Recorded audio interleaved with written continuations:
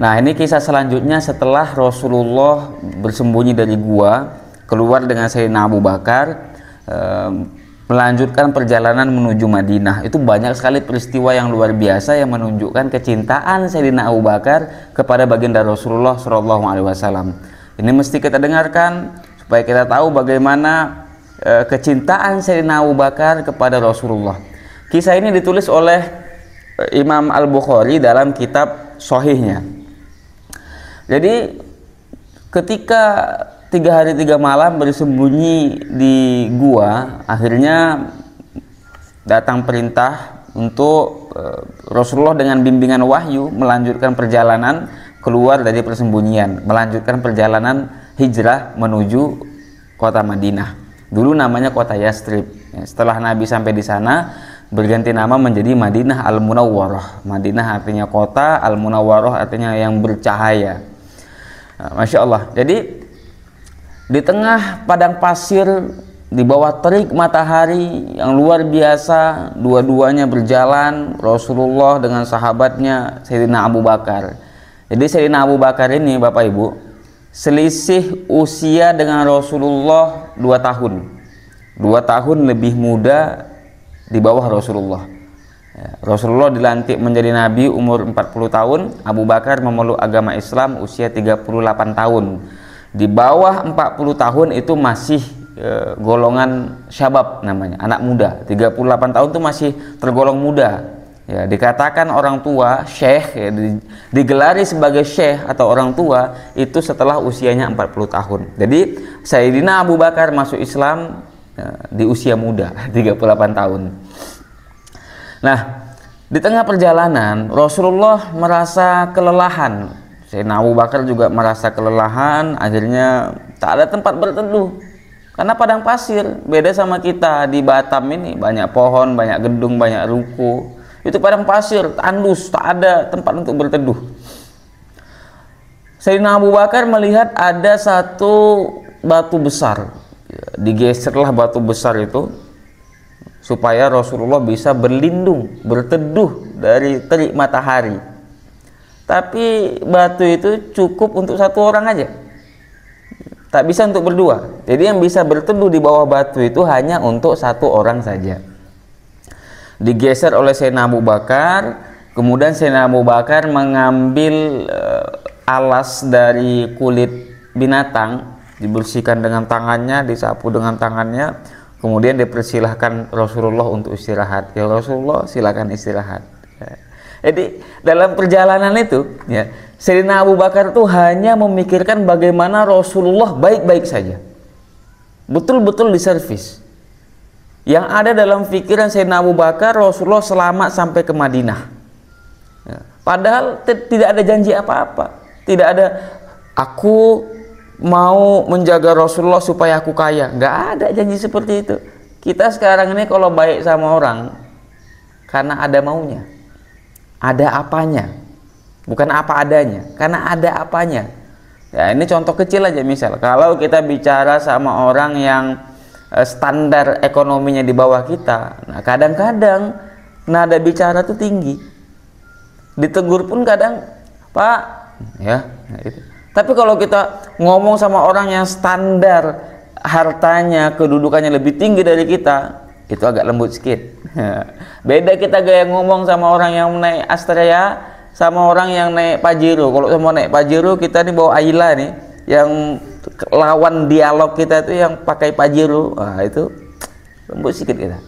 Ya, kemana Pak? Tapi kalau yang di bawah kita, ya kita ini berinteraksi baik sama orang, kadang-kadang itu didikte oleh keinginan kita, ya.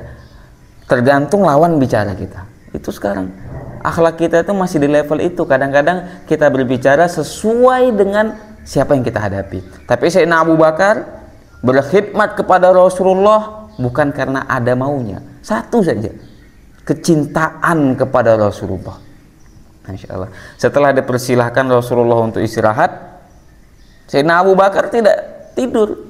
Beliau berjaga, memastikan Rasulullah baik-baik saja. Padahal sama-sama capek, sama-sama dalam perjalanan sama-sama di bawah terik matahari yang panas, di tengah padang pasir yang tandus, jalan berdua, Rasul istirahat, Sayyidina Abu Bakar tetap menjaga Rasulullah. Ketika Rasulullah terlelap, nah ini yang luar biasa, ketika Rasulullah tertidur, Sayyidina Abu Bakar melihat ada seorang anak muda yang membawa kambing, mengembala kambing, mendekati batu yang sedang Rasulullah istirahat berteduh di bawahnya. Ya, dalam pikiran Sayyidina Abu Bakar, beliau udah tahu ini anak muda pasti akan melakukan hal yang sama, pengen berteduh juga gitu. Nah, ketika anak muda tadi mendekati batu itu, dipanggil sama Sayyidina Abu Bakar. Ya Syabam, wahai anak muda, sini. Coba. Sayyidina Abu Bakar tanya, itu kamu mengembalakan kambing untuk siapa? Untuk siapa kau gembalakan kambing itu? Kata anak muda tadi, ini kambing salah seorang dari penduduk Mekah. Dalam riwayat lain dikatakan salah seorang dari penduduk Madinah. Sayyidina Abu Bakar tanya lagi, kambing itu ada susunya enggak?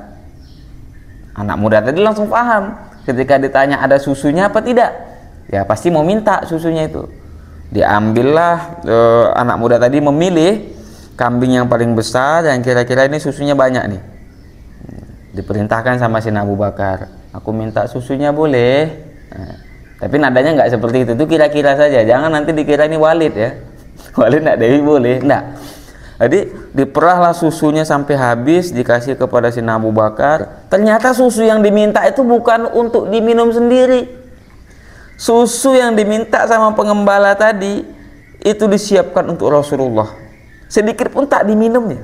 Setetes pun Sayyidina Abu Bakar tidak meminum susu itu, padahal beliau juga kehausan. Ini untuk Rasulullah. Ketika mau dibawakan kepada Rasulullah lagi tertidur, tak sampai hati membangunkan Rasulullah, tak sanggup. Khawatir Sayyidina Abu Bakar mengganggu Rasulullah. Ditunggulah sampai Rasulullah itu bangun dari tidurnya. Ketika Rasulullah terbangun, langsung segera bergegas nih Sayyidina Abu Bakar. Ya Rasul, ini ada susu. Aku minta dari seorang pengembala kambing tadi mau berteduh di batu ini juga. Rasulullah nggak pikir panjang, ya orang baru bangun tidur, kondisi lagi capek, haus, dapat air minum, habis. Jadi dihabiskan oleh Rasulullah.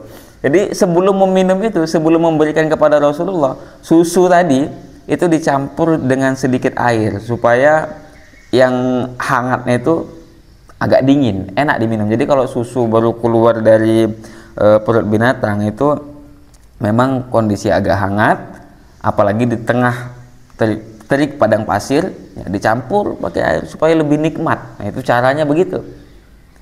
Supaya apa dilakukan seperti itu? Supaya Sayyidina Abu Bakar memberikan sesuatu yang eksklusif. Beliau tuh nggak mau sembarangan untuk ngasih sama Rasul, sama Nabi. Ketika Rasulullah minum seperti orang kehausan, kulukuk, habis. Masya Allah, luar biasa.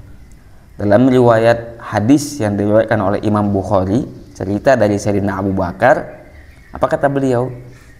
Ketika Rasulullah meminumnya, aku pun merasa puas. Rasulullah yang minum, beliau yang merasa puas, bahagia. Itulah cinta seperti itu. Kalau kita mencintai seseorang, apapun kita korbankan untuk orang yang kita cintai. Hari ini cinta kita belum seperti Sayyidina Abu Bakar, belum. Tapi setidaknya ya, kita belajar dari kisah Abu Bakar. Dia korbankan hartanya, dirinya, bahkan nyawanya untuk mengabdi kepada Rasulullah.